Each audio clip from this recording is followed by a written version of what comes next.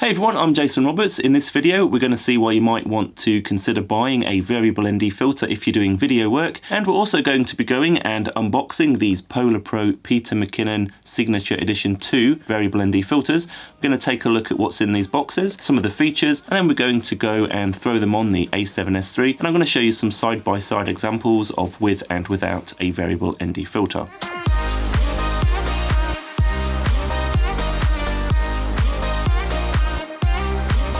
If you haven't heard of ND filters or variable ND filters before, ND stands for neutral density. Basically, these filters reduce the amount of light going through the lens into the camera. You might want to reduce the amount of light going into the camera so you can use a wider aperture, so you can create a shallower depth of field and a more blurry background without blowing out the entire image. Also, if you want to maintain a shutter speed of roughly twice the frame rate, if you're shooting outdoors in bright light, for example, you might need a variable ND filter just so you can maintain that shutter speed. The other option is if you want to maintain that shutter speed, you might have to stop down the aperture to a really small aperture such as f22, but that might not give you the quote cinematic look that you're going for with the shallow depth of field and blurry background. If you fit a standard ND filter onto the front of the lens, it's always going to reduce the amount of light going into the camera by the same amount. A variable ND filter lets you dial in the amount of light that's being reduced. In this video, we're going to be looking at these PolarPro Peter McKinnon Variable ND Signature Edition 2 ND filters. These come in two different strengths. This is the 2 to 5 stop strength, so this reduces the amount of light going into the camera somewhere between 2 and 5 stops. And you can also get this version. This is a 6 to 9 stop filter. This allows you to work in much brighter conditions and reduce the amount of light from between 6 to 9 stops.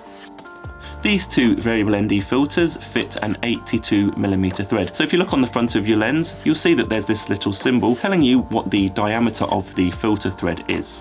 If you don't want to have to buy multiple variable ND filters for all of the different lens diameters or filter diameters, you can buy step-up rings. Step-up rings basically allow you to adapt a smaller filter up to a larger filter thread variable ND filter. So let's go and take a look at what's in these boxes and some of the features of these variable ND filters, and then we'll go and throw them on the A7S III here, and I'll show you some side-by-side examples. Alright, let's go and unbox this 2 to 5 stop filter. To unbox it, there's like a little cutaway here, just push that in and then the box pops out, which is quite nice. Just move that to one side, and then let's open this and take a look at what's inside.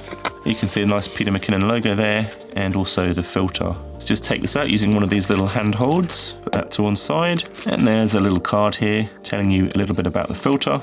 And under here, looks like we've got a little cleaning cloth.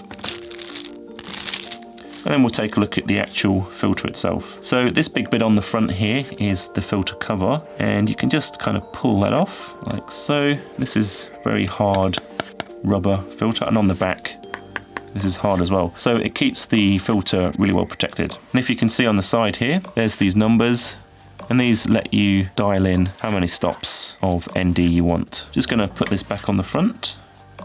And when you want to actually go and fit this to a lens, you can unscrew this part here and then go and screw this onto your lens. This is a really nice design because you don't actually have to go and try and touch the lens and screw it on manually, which means hopefully you won't end up with loads of fingerprints on the filter. So let's go and try and attach this to the step-up ring that we've got. So here's the step-up ring. This particular one is a 67 to 82mm step-up ring. So the 82mm part goes on the filter here, and the 67mm bit goes on the lens. Let's have a look at what's inside here. I'm just going to move that to one side so I don't put my finger through it or something, and we'll go and have a look at this. Slide off the box and then have a look at this. See if there's anything else in here. Looks like we've got a nice little box to store the step-up ring, which is a nice little addition. So with the step-up ring, this is obviously the bigger side, 82mm, and this is the smaller side, so this will fit onto the lens. So I'm currently using the Sony 20mm 1.8 on the Sony A7S III at the minute. What I'm going to do is screw on this lens adapter, or this step-up ring, onto the front here. And now we should be able to go and screw on this filter. So everything's just going to go black for a minute, I apologise. Just lining this up, and now I'm turning the whole thing. Now I'm going to gently pull away. And that's the filter attached. And if I turn this now, currently on 2 stops of ND, can turn this to 3 stops, can turn this to 4 stops, and 1 more stop makes 5. So you can see how much darker this is now. So this is a really nice system to attach and detach these variable ND filters to the lens without kind of getting fingerprints all over them. It's a really thoughtful system. So that's enough talk. What I'm going to do now is go out into the field. It's currently about midday, so it'll be a really good test of these variable ND filters. And what I'll do is I'll throw the test footage up on screen in just a minute, just so you can see the differences. Before I do that, if you're not already subscribed to the channel, make sure you do that and turn on notifications, and also feel free to leave a comment down below. All right, let's go and do this. So we're shooting S-Log3 at the minute, which means the base ISO is 640. We're shooting 24 frames a second, which means our shutter speed is going to be roughly double that, 1/50th of a second. And even at the smallest aperture on this lens, f/22, I'm still getting a meter reading of about 1.3, 1.7 overexposed. And you should be able to see that the background behind me is not particularly blurred out either. And that's because we've got quite a big depth of field with f/22. So to get this to look more, quote, cinematic and have a more blurry, out of focus background, we need to use one of the VND filters. So I'm gonna go and try the first one. So I fitted the 2 to 5 stop VND. It's currently on 2 stops of ND. I've managed to get f5 here. We're still 2 stops overexposed, but if I move this around, you can hear a little click. That's 3 stops of ND, 4 stops, 5 stops. So this is the maximum that this 2 to 5 stop ND filter will go. 5 stops of reduction. And looking at the meter there, we're now plus 0.3 over.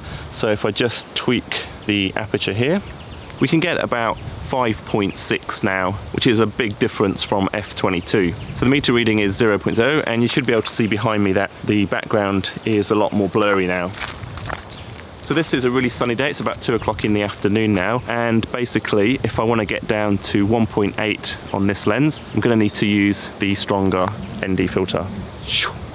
Okay, so what are we on at the minute? We're on 8 stops. I'm going to drop that down to 6 stops, 7, 8, 9.